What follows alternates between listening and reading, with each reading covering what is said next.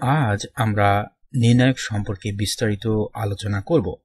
এখন নির্ণায়কের ধারণা প্রবর্তনের আগে আমরা এখানে একটা ম্যাট্রিক্স নিয়ে আলোচনা করি। ম্যাট্রিক্সটিকে অবশ্যই বর্গ হতে হবে। আমরা 2x2 আকারে একটি ম্যাট্রিক্স বিবেচনা করি। এই ম্যাট্রিক্সটির প্রথম সারি বরাবর এন্ট্রিগুলো হবে এ বি, দ্বিতীয় সারি বরাবর এন্ট্রিগুলো হবে সি ডি। ওকে, এখন এই ম্যাট্রিক্সটার ইনভার্স ম্যাট্রিক্স আমাদের নির্ণয় করতে হবে, যাতে করে এই ম্যাট্রিক্সের ইনভার্স ম্যাট্রিক্সকে ধরা যায় এ ইনভার্স 1 দিয়ে এভাবে আমরা চিহ্নিত করব, যাতে করে ম্যাট্রিক্স দুটির গুণফল হয় 2x2 আকারের একটি আইডেন্টিটি ম্যাট্রিক্স। এটাকে আমরা I2 দিয়ে প্রকাশ করতে পারবো, কোনো ব্যাপার না, ঠিক আছে, বা I 2x2 আকারে প্রকাশ করতে পারবো, অথবা আমরা এখানে চাইলে এখানে ম্যাট্রিক্সটা লিখে প্রকাশ করতে পারবো। প্রথম সারি বরাবর এন্ট্রিগুলো হবে 1 0 এবং দ্বিতীয় সারি বরাবর এন্ট্রিগুলো হবে ডেফিনেটলি 0 1। ইন্টারেস্টিং। তাহলে এই যে ম্যাট্রিক্সটা, এটাকে বলা হবে কি আমাদের এই এ ম্যাট্রিক্সটির বিপরীত ম্যাট্রিক্স বা ইনভার্স ম্যাট্রিক্স। ঠিক আছে, এখন আমরা যদি এই ম্যাট্রিক্সটার ক্ষেত্রে লক্ষ্য করা যায়, এই ম্যাট্রিক্সটার ক্ষেত্রে আমাদের ইনভার্স ম্যাট্রিক্স বের করতে চাই, আমরা এখানে দেখব এই ম্যাট্রিক্সটা সমান হবে 1 divided by AD minus BC into এখানে 2x2 আকারের অপর একটি ম্যাট্রিক্স, এবং এই ম্যাট্রিক্সটা আমরা পাবো এই ম্যাট্রিক্সটি থেকে। এই ম্যাট্রিক্সটা পাওয়ার জন্য আমাদের এই ম্যাট্রিক্সের মুখ্য কর্ণের উপাদান দুটির জায়গা পরিবর্তন করতে হবে।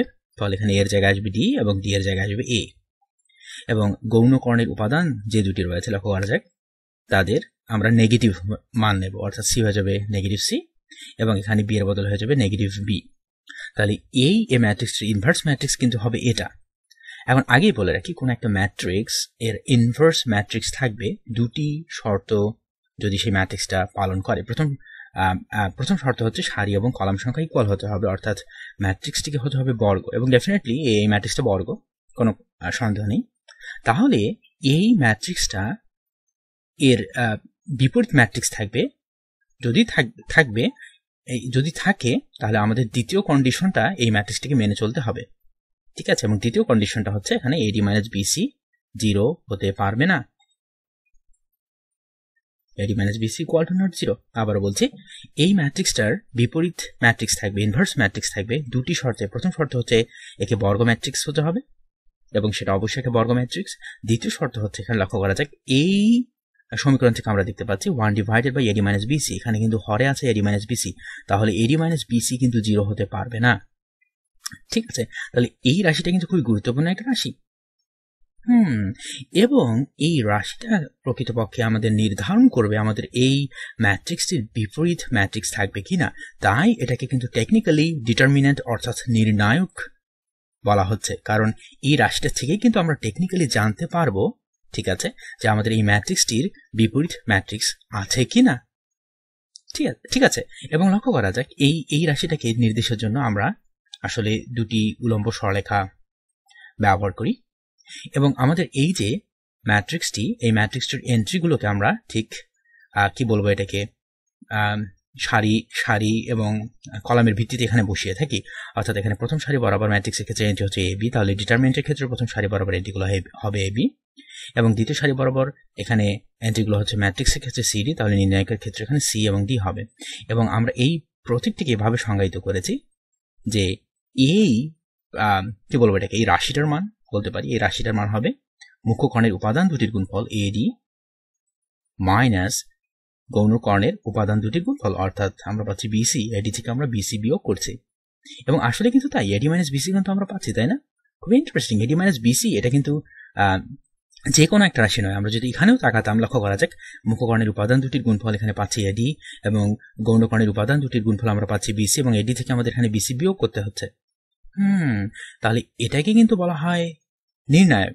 ঠিক আছে, এভাবে কিন্তু নির্ণায়কের আমরা দেখলাম সৃষ্টি হলো, এবং আমরা নির্ণায়কের ধারণা এখানে প্রবর্তন করলাম।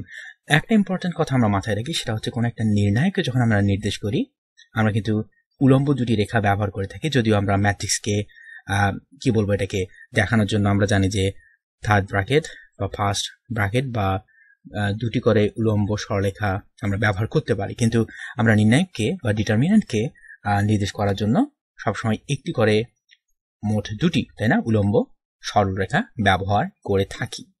ঠিক আছে, এবং নির্ণায়কের ক্ষেত্রে কিন্তু আমরা দেখতে পাচ্ছি এখানে সারি রয়েছে, তাই না, আমরা নির্ণায়কের ভিতরে কতগুলো এন্ট্রি দেখতে পাচ্ছি এবং একটা মজার ব্যাপার হচ্ছে এই এন্ট্রিগুলোকে আমরা অনুভূমিকভাবে কতগুলো গ্রুপে স্থাপন করতে পারি। এগুলো হচ্ছে আমাদের নির্ণায়কের সারি, আবার উলম্বভাবে কতগুলো গ্রুপে স্থাপন করতে পারি, এগুলোকে বলা হয় আমাদের নির্ণায়কের কলাম। ঠিক আছে, এবং নির্ণায়কগুলো কিন্তু সবসময় হয় বর্গ।